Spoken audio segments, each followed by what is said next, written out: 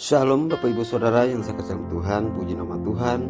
Saya dan saudara sehat, kuat karena kebaikan Tuhan. Baiklah, pada hari ini kita juga akan belajar kembali tentang firman Tuhan. Bagaimana firman yang selalu menguatkan kita, bagaimana firman yang selalu memberikan sesuatu yang baru kepada kita, dan bagaimana firman itu bisa bertumbuh, berbuah di dalam diri kita, sehingga diri kita bisa menguasai pribadi kita, dan kita juga bisa menghadapi setiap masalah demi masalah dalam hidup kita. Kenapa? Karena firman Tuhan itu adalah firman yang hidup, yang selalu ingin bertumbuh di dalam diri kita. Baiklah, sebelum kita lebih jauh memasuki atau mendengarkan firman Tuhan, mari kita berdoa. Segala pujian, hormat, kemuliaan bagi nama-Mu Bapa. Engkaulah Allah yang sangat luar biasa, yang telah menciptakan langit dan bumi beserta isinya. Tuhan juga yang telah lahir, mati, dan bangkit kembali untuk kami. Dan Tuhan juga yang telah berjanji bahwa Tuhan akan datang untuk kedua kali untuk membawa setiap orang-orang percaya untuk tinggal bersama dengan Engkau di surga. Bapa, pada saat ini kami sangat bersyukur, bahkan sudah tidak dapat berkata-kata tentang apa yang Tuhan perbuat, tentang apa yang Tuhan lakukan dalam kehidupan kami, dalam keluarga kami, dalam pelayanan kami, terlebih dalam pribadi kami Bapa. Karena kami dalam keadaan sehat, kuat itu karena Tuhan. Kami masih bisa bernapas, bergerak, masih bisa melihat, mendengar, berkata-kata, itu semua karena kebaikan Tuhan. Oleh karena itu Bapa, sekali lagi kami mengucap syukur buat kebaikan Tuhan. Pada saat ini kami ingin mendengarkan sabda kebenaran firman Tuhan. Biarlah firman Tuhan yang kami sampaikan pada saat ini memberikan kekuatan yang baru, roh yang baru, semangat yang baru kepada kami. Hanya di dalam nama Tuhan Yesus kami telah berdoa dan mengucap syukur. Haleluya, amin. Salam Bapak Ibu Saudara yang saya kasihi dalam Tuhan. Terima kasih buat kehadiran Bapak Ibu yang telah hadir dalam undangannya Tuhan. Dan pada hari ini kita akan belajar di dalam Filipi 4 ayat yang ke-6 dan 7. Atau kita akan baca di dalam Filipi. Mari kita baca Filipi pasal yang keempat, kita baca mulai dari ayat yang keempat. Bersukacitalah senantiasa dalam Tuhan. Sekali lagi kukatakan, bersukacitalah. Hendaklah kebaikan hatimu diketahui semua orang. Tuhan sudah dekat. Janganlah hendaknya kamu khawatir tentang apapun juga, tetapi nyatakanlah dalam segala hal keinginanmu kepada Allah dalam doa dan permohonan dengan ucapan syukur. Dalam damai sejahtera Allah yang melampaui segala akal akan memelihara hati dan pikiranmu dalam Kristus Yesus. Jadi akhirnya saudara-saudara, semua yang benar, semua yang mulia, semua yang adil, semua yang suci, semua yang manis, semua yang sedap didengar, semua yang disebut kebajikan dan patut dipuji, pikirkanlah semuanya itu. Dan apa yang telah kamu pelajari, dan apa yang telah kamu terima, dan apa yang telah kamu dengar, dan apa yang telah kamu lihat padaku, lakukanlah itu. Maka Allah sumber damai sejahtera akan menyertai kamu. Aku sangat bersukacita dalam Tuhan bahwa akhirnya pikiranmu dan perasaanmu bertumbuh kembali untuk aku. Memang selalu ada perhatian, tetapi tidak ada kesempatan. Bapak Ibu Saudara yang saya kasihi Tuhan, di sini sangat jelas sekali Tuhan mengatakan bahwa bersukacita itulah yang pertama. Dan Tuhan juga katakan bahwa jangan kau khawatir, takut, bimbang dan cemas dan sebagainya. Itu menunjukkan bahwa Allah telah bersama dengan kita. Atau dengan kata lain, Allah yang memelihara hidup saya dan saudara. Maka Tuhan bilang jangan kita khawatir, kita hanya butuh sukacita, kita hanya butuh bergembira, kita hanya butuh bersyukur dan melihat bahwa Tuhan kita Tuhan yang ajaib, Tuhan yang hebat, Tuhan yang dahsyat dan luar biasa. Bapak Ibu bisa bayangkan, dunia aja Tuhan ciptakan dengan segala isinya yang tidak bisa diciptakan oleh manusia, yang tidak bisa dibuat oleh manusia. Tuhan buat untuk siapa? Untuk saya dan saudara. Itu menunjukkan bahwa Tuhan begitu mengasihi saya dan saudara. Bapak Ibu Saudara yang saya kasihi Tuhan, yang pertama kita bisa belajar pada saat ini adalah kekhawatiran. Atau saya akan memberikan tema untuk kita, yaitu sikap dalam menghadapi kekhawatiran. Yang pertama, kekhawatiran. Berbicara tentang segi kognitif atau berpikir tentang masalah atau ketakutan yang menyebabkan rasa takut kita.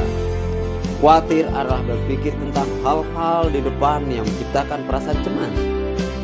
Khawatir adalah berpikir tentang proses apa yang akan terjadi, yang akan kita hadapi. Dan khawatir juga adalah proses berpikir. Hal-hal yang membangun ketakutan akan mencuri sukacita kita. Di sini bisa kita lihat bahwa ketika kita mulai menaruh sedikit kekhawatiran kita, maka pikiran kita akan digerogoti. Kau nggak akan bisa seperti ini, kau nggak akan dapat dan sebagainya, macam-macam. Akhirnya apa? Bertumbuh dan berbuah. Tumbuhlah kekhawatiran itu dalam diri kita, sehingga mulailah kelihatan dari wajah kita, dari raut muka kita, dari perkataan kita, dari sifat kita, dari tingkah laku kita. Kalau kita sudah mulai khawatir, kita nggak akan pernah lagi bisa mendengarkan apa kata orang tentang Tuhan. Kenapa? Karena kita sudah menanamkan khawatir itu yang kita tumbuhkan, bukan sukacita Tuhan, bukan kepercayaan kita kepada Tuhan. Bapak Ibu yang saya kasih dalam Tuhan, yang kedua adalah setiap orang yang mengalami kekhawatiran, takut dan cemas. Ketiga kata negatif yang sangat berkaitan erat ini saling menggunakan sebagai sinonim. Dalam krisis sekarang ini kita melihat banyak ketakutan, banyak masalah kesehatan, ancaman kematian, kehilangan pekerjaan, masalah keuangan, keamanan keluarga. Melalui rasa takut, kekhawatiran dan kecemasan sering berujung membuat kita kehilangan damai dan sukacita. Untuk itu, saya menekankan kepada kita, tetaplah saudara bersukacita di dalam Tuhan. Pandanglah Tuhan yang hidup, yang dahsyat dan luar biasa itu. Dan yang kedua adalah ketakutan. Apa itu takut? Takut adalah respon emosi terhadap suatu ancaman yang besar atau yang benar-benar ada.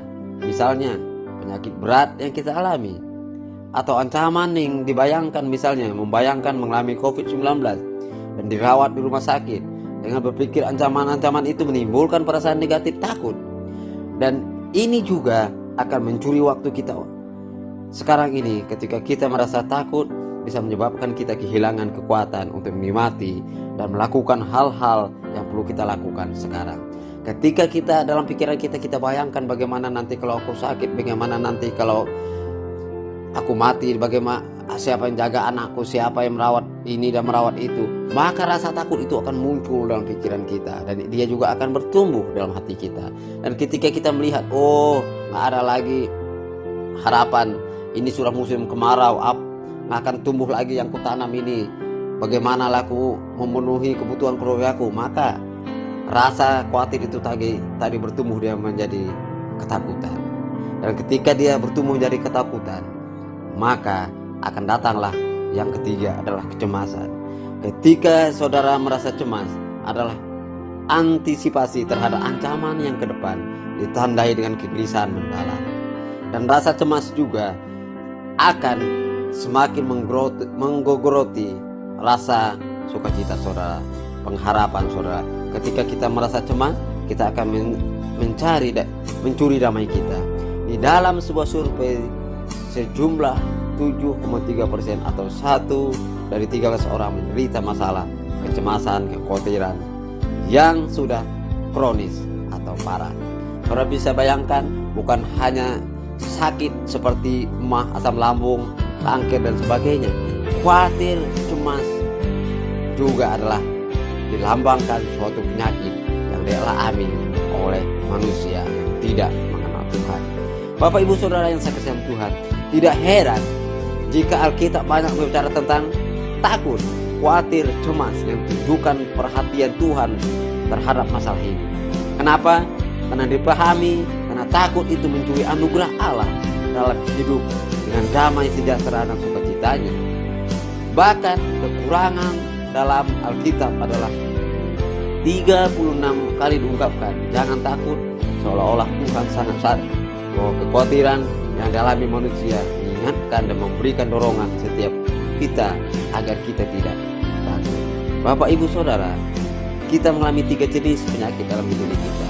Yang pertama adalah takut akan ancaman yang nyata, seperti yang pada saat ini kita alami atau kita lihat dan kita dengar beritanya adalah COVID-19.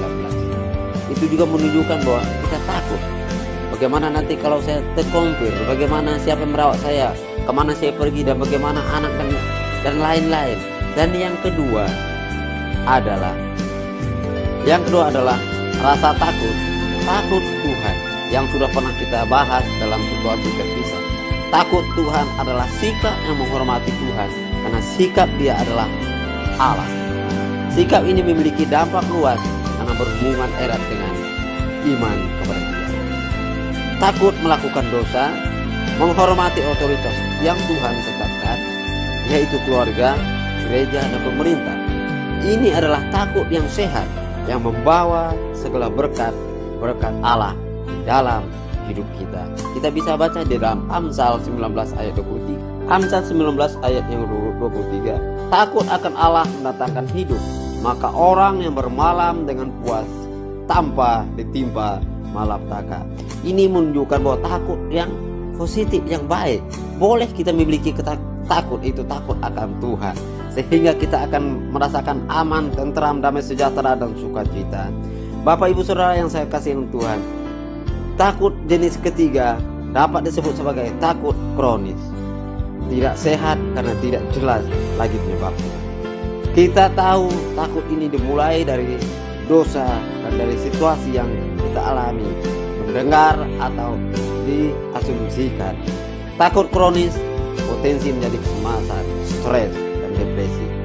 Takut kronis membuat kita kehilangan kekuatan, membuat kita kehilangan gairah, membuat kita kehilangan gaya hidup yang bersemangat, sehingga tidak melakukan apa yang harus kita lakukan. Jelas Allah tidak menghendaki roh kita takut. Itu juga bisa kita lihat di dalam 2 Timotius 1 ayat 7. Kita lihat di dalam 2 Timotius 1 ayat yang 7. Sebab Allah memberi kepada kita bukan roh ketakutan, melainkan roh yang membangkitkan kekuatan, kasih, dan ketertiban.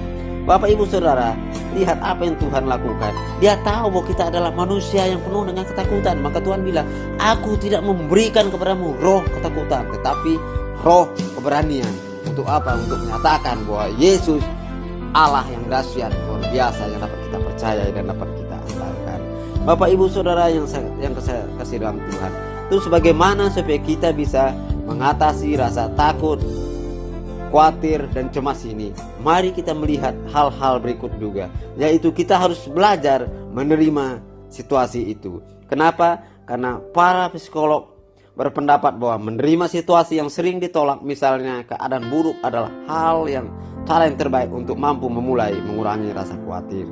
Dalam hal ini khususnya anak-anak Tuhan, Tuhan bukanlah hal yang sukar untuk melakukan, atau tidak terlalu sukar bagi Tuhan untuk mengubah kekhawatiran kita itu yang belum tentu terjadi itu untuk menjadi kenyataan, sehingga berkat itu tercurah dalam hidup kita. Sekalipun tidak seperti apa yang Tuhan sedang lakukan, tetapi justru anak-anak Allah tahu kepada siapa Dia datang. Iya, kita sebagai orang yang percaya, yang sudah tahu dan mengenal Tuhan, datanglah kepada Tuhan dalam situasi yang sulit. Maka akan tetapi semuanya itu akan mendatangkan kebaikan bagi kita. Tuhan juga katakan bahwa akan tetapi ini juga adalah bagian dari proses anak-anak Tuhan untuk semakin dewasa dalam menyikapi segala sesuatu, bahwa kemungkinan masalah besar yang akan terjadi. Tuhan sudah siapkan kita, mental kita, untuk menghadapi masalah yang besar. Kenapa? Karena di balik masalah itu, saya selalu katakan, ada berkat yang besar yang menanti. Dan yang selanjutnya yang harus kita pelajari supaya kita bisa mulai sedikit atau sebisa mungkin kita jangan khawatir adalah berharap kepada Tuhan. Berharap adalah kata klasik yang sangat sering digunakan oleh orang-orang Kristen untuk menaikkan sesuatu yang lebih baik dalam hidupnya. Tak hanya orang-orang Kristen, tetapi mereka yang tidak mengenal Tuhan pun, orang sekuler pun mengatakan, milikilah pengharapan. Berharap adalah sikap yang terbaik tanpa menguras energi dan memperburuk suasana. Kenapa? Karena berharap adalah salah satu cara kognitif untuk menerima sesuatu yang lebih baik. Dalam hal ini, orang Kristen khususnya adalah ahli dalam berharap. Kenapa? Karena Tuhan sudah bilang, hidup kita ada di tangan Tuhan. Tuhan bilang masa depan kita adalah masa depan yang penuh dengan pengharapan. Bapak ibu saudara yang saya kasihi Tuhan, dalam hal ini bahwa kita sebagai orang Kristen harus memiliki contoh bahwa kita memiliki pengharapan yang tidak pernah pudar, yaitu di dalam Tuhan. Kenapa? Baik suka maupun duka, kita harus tetap berharap khususnya kepada Tuhan. Namun tidak jarang pula dari antara orang Kristen dan kita tidak memiliki pengharapan kepada Tuhan di dalam masalah. Tetapi karena goncangan dan kekhawatiran membuat pengharapan kita itu pudar, melemah, bahkan berhenti tanpa ada bekas sedikit pun rasa pengharapan. Sehingga apa? Timbullah yang tadi penyakit kronis yang sudah saya jelaskan di atas, sehingga kita menyalahkan orang di kanan kita, bahkan terkadang Tuhan kita salahkan, padahal kita yang tidak mendengarkan apa kata Tuhan. Dan yang selanjutnya adalah kita juga harus memiliki satu hal yang sungguh luar biasa, adalah selalu mengucap syukur. Dalam ajaran Kristen atau dalam ajarannya Tuhan, mengucap syukur adalah cara terbaik untuk menerima segala hal atau apapun yang kita alami, mulai dari yang terburuk sampai yang terbaik. Tidaklah tindakan mengucap syukur membuat situasi kita penuh sukacita dan kita disukai oleh Allah. Karena itu ini ditandakan bahwa kita mengharapkan, menghargai hidup yang masih Tuhan berikan kepada kita, dan berkat Tuhan akan dialihkan kembali kepada kita ketika kita selalu bersyukur dan bersyukur kepada Tuhan. Dan yang terakhir Bapak Ibu adalah siap menerima berkat melalui doa dan permohonan disertai dengan ucapan syukur, serta tanpa rasa khawatir, takut, cemas, maka Allah sendiri akan memelihara hati dan pikiran kita untuk tertuju kepada Dia. Dengan demikian, kita sebagai anak-anak Allah siap untuk mendapatkan berkat yang tak terduga dan sangat jauh melebihi akal dan pikiran kita. Ia berkata bahwa damai sejahtera Allah yang melampaui segala akal akan memelihara hati dan pikiranmu dalam Yesus Kristus. Mari kita berdoa. Terima kasih Bapa, terima kasih Yesus, terima kasih Roh Kudus. Hari ini adalah hari yang terbaik yang Tuhan berikan. Banyak hal-hal yang terjadi dalam kehidupan kami yang tidak kami sadari, tetapi itu Tuhan lakukan karena Tuhan begitu baik dan mengasihi kami. Bapa, pada saat ini terima kasih buat firman-Mu yang mengajarkan kami bahwa kami harus menghilangkan rasa takut, rasa khawatir dan rasa cemas dalam diri kami. Kenapa? Karena kami memiliki Tuhan, memiliki Allah yang dahsyat dan luar biasa dalam kehidupan kami. Terima kasih Bapa. Berkatilah semua sidang jemaat Shalom, baik yang ada pada saat ini dalam ruangan gereja ini maupun yang di luar gereja ini, bahkan orang-orang di sekitar kami. Kami berkati mereka di dalam nama Tuhan Yesus. Biarlah mereka juga mendapatkan damai sejahtera dan sukacita dari Bapa. Bapa, pada saat ini kami juga ingin menerima berkat dari Allah Bapa. Mari kita angkat kedua tangan kita. Tuhan berkati Engkau dan melindungi Engkau. Tuhan menyinari Engkau dengan wajah-Nya dan memberi Engkau kasih karunia. Tuhan menghadapkan wajah-Nya kepadamu dan memberi Engkau damai sejahtera. Pulanglah sidang jemaat dengan membawa berkat Abraham, Ishak dan Yakub, berkat kedamaian, ketenangan dan sukacita. Biarlah Tuhan yang akan selalu menjaga keluar masuk kita, mulai daripada saat ini sampai Yesus datang yang kedua kali. Tuhan Yesus memberkati. Amin.